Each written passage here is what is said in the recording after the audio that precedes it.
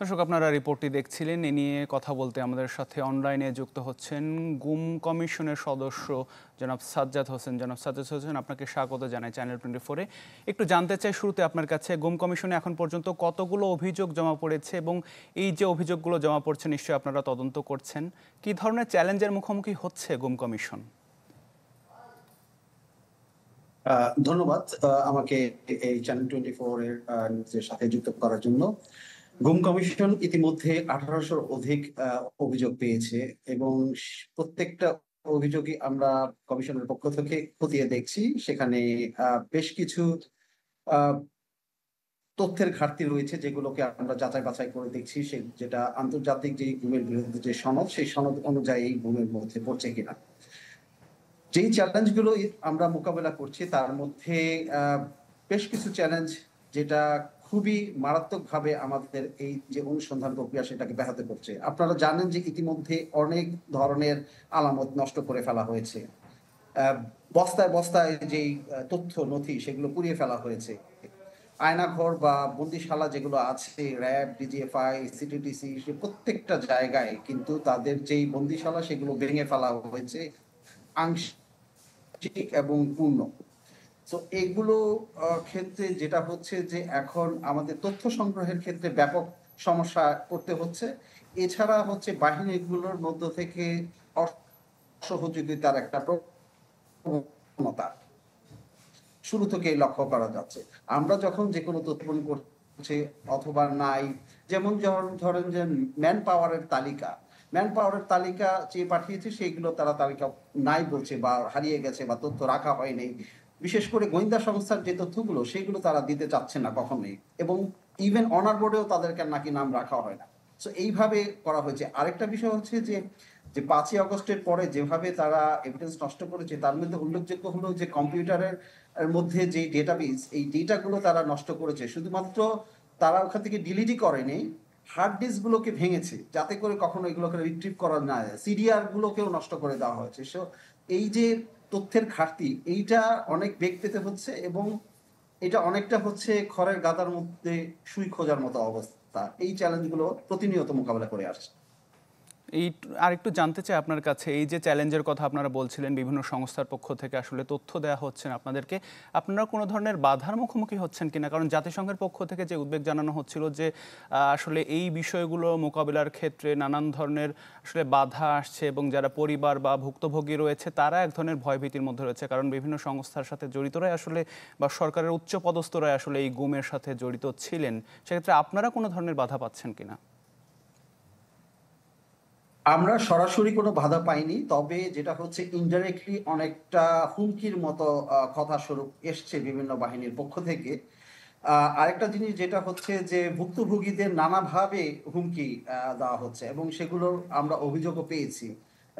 বিশেষ করে কয়েকটা ভুক্তভোগী আমাদেরকে জানিয়েছেন যে ডিবির নাম করে বা র্যাবের নাম করে তাদেরকে ভয়ভীতি দেখানো হচ্ছে, তারা যাতে কোনো সাক্ষ্য প্রমাণ না দেয় গুম কমিশনের কাছে। এবং এই সংক্রান্ত একটা অভিযোগের প্রেক্ষিতে আমরা যখন ভুক্তভোগীকে থানায় জিডি করার কথা বলেছিলাম, এটা যশোরের একটা ঘটনা, কিন্তু সেই থানায় কিন্তু সেই অভিযোগ নিতে চান নাই। তারপরে আমরা কমিশন থেকে যোগাযোগ করার পরে পরবর্তীতে তারা সেই জিডিটা এন্ট্রি করে। তো এই ধরনের অভিযোগ কিন্তু আছে এবং হুমকি, ইন্টিমিডেশন যেটা বলেন সেটা কিন্তু আছে। বিশেষ করে সাক্ষীদের ক্ষেত্রে যারা প্রত্যক্ষদর্শী তাদেরকেও কিন্তু নানাভাবে ভয়ভীতি দেখানোর চেষ্টা হয়েছে এবং তারা সন্দিহান, তারা শঙ্কিত।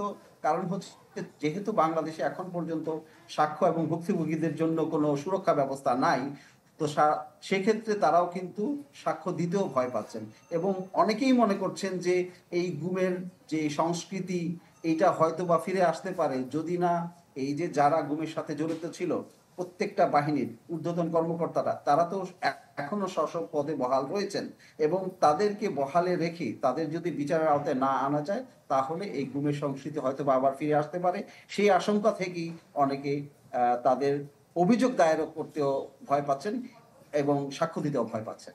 জি, জনাব সাজ্জাদ হোসেন, সরকারের পক্ষ থেকে এই গুম প্রতিরোধে আইন করা হচ্ছে, যেটির আসলে খসড়া এর মধ্যে আপনি নিশ্চয়ই জানেন যে অনুমোদন হয়েছে, নীতিগত অনুমোদন হয়েছে উপদেষ্টা পরিষদের সবাই। সেক্ষেত্রে আপনার একটু পর্যবেক্ষণ জানতে চাই, আপনার মতামত জানতে চাই, এবং একই সাথে জাতিসংঘের পক্ষ থেকে এই বিষয়টিতে খসড়া প্রণয়নের পর তাদের পক্ষ থেকে আসলে উদ্বেগ জানানো হয়েছে, সেটি সম্পর্কে আপনার মতামত জানতে চাই। জি, গুমের বিরুদ্ধে যে আইনটা করার কথা সেটা হচ্ছে যে বাংলাদেশ তো আপনি জানেন যে ইতিমধ্যে আন্তর্জাতিক যে গুমের সনদ সেটির পক্ষ রাষ্ট্র হয়েছে গত বছরের 29শে অগাস্ট, এবং সেই আন্তর্জাতিক সনদ অনুযায়ী একটা বাধ্যবাধকতা আছে যে আভ্যন্তরীণ আইন প্রণয়ন করা। এটা আর্টিকেল 4 এর মধ্যে বলা আছে, এবং সেই আলোকেই কিন্তু মানবাধিকার কর্মী, বিভিন্ন আন্তর্জাতিক সংস্থা এবং ভুক্তভোগী পরিবারগুলো কিন্তু তারা এই ভয়েসটা রেজ করে আসছিল যাতে বাংলাদেশে একটা গুমকে ক্রিমিনালাইজ করে আইন প্রণয়ন করা হয়, এবং সেটার আলোকেই সরকার এই বিশেষ করে আইন মন্ত্রণালয় এই উদ্যোগটা নিয়েছে যাতে গুম প্রতিরোধ, প্রতিকার ও সুরক্ষা অধ্যাদেশ নামক একটা অধ্যাদেশ তারা ড্রাফট করেছে। বিষয়টা হচ্ছে এখানে আইনটার মধ্যে যেভাবে গুমকে সংজ্ঞায়িত করা হয়েছে সেই সংজ্ঞার মধ্যে কিছু দুর্বলতার দিক রয়েছে, যেটা আন্তর্জাতিক যে সনদের আর্টিকেল 2 এবং আর্টিকেল 6 যেভাবে এটাকে ডিফাইন করেছে সেইটা, সেই স্ট্যান্ডার্ডটা এখানে মেনটেন করা, ফলো করা হয়। এক নম্বর এখানে ঘাটতি আছে। দ্বিতীয়ত হচ্ছে যে কমান্ড এন্ড সুপারিয়ার রেসপন্সিবিলিটি যেটা, সেটাকে কিভাবে অ্যাড্রেস করা হবে সেই জায়গাটাও কিন্তু সঠিকভাবে তুলে ধরা হয়নি। সো আমাদের প্রস্তাব ছিল এই জিনিসগুলো ঠিক করা। এছাড়া আরো আইনের অনেক দুর্বল দিক রয়েছে, ভাষাগত দিক রয়েছে, এই জিনিসগুলো ঠিক করা উচিত। এবং আমরা মনে করি যে এইটার ওয়াইডার কনসালটেশন দরকার আছে, ব্যাপক, কারণ গুম একটি মানবতা বিরোধী অপরাধ, এবং এইটা যে গত 15-16 বছরে যেভাবে গুম এর ঘটনা ঘটেছে, এইটাকে যদি আমাদেরকে প্রপারলি অ্যাড্রেস করতে হয় তাহলে একটা শক্তিশালী এবং আপনার লুফোলস বিহীন একটা আইন দরকার, এবং ফিউচারে যাতে এই ডিটারেন্স এস্টাবলিশ করা যায় সেইটার জন্য মনোনিবেশ করতে হবে। জি, জনাব সাজ্জাদ হোসেন, অনেক ধন্যবাদ আমাদের সাথে যুক্ত হবার জন্য। অনলাইনে আমাদের সাথে যোগ দিয়েছিলেন গুম সংক্রান্ত তদন্ত কমিশনের সদস্য সাজ্জাদ হোসেন।